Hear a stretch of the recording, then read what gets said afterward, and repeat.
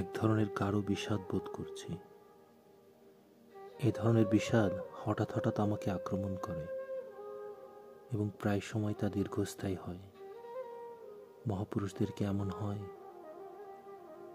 তারাও কি মাঝে মাঝে বিষাদগ্রস্ত হন? হয়তো হন, হয়তো হন না। কোনো একজন মহাপুরুষের সঙ্গে দেখা হলে জিজ্ঞেস করতাম, আমাদের কথাবার্তা তখন কেমন হতো। মনে মনে আমি কথোপকথনের মহড়া দিলাম।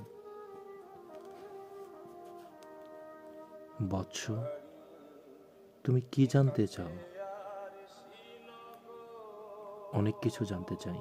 আপনি কি সব প্রশ্নের উত্তর জানেন? আমি কোনো প্রশ্নের উত্তরই জানি না, কিন্তু প্রশ্ন শুনতে ভালোবাসি। তুমি প্রশ্ন করো। বিষাদ কি?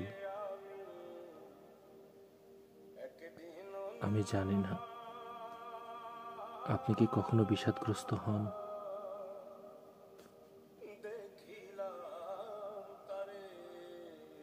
বিষাদ কি তাই আমি জানি না, কাজেই বিষাদগ্রস্ত হই কি হই না তা কি করে বলি?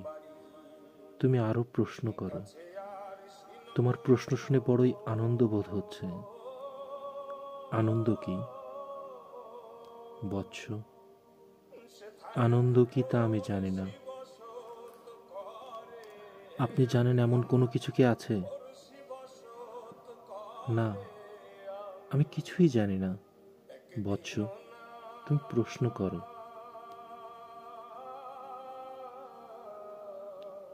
আমার প্রশ্ন করার কিছুই নেই, আপনি বিদায়ী হন। চলে যেতে বলছো? অবশ্যই। বেটা তুই ভাগ। তুমি কি আমাকে অপমান করার চেষ্টা করছো? হ্যাঁ। তাতে লাভ হবে না বৎস।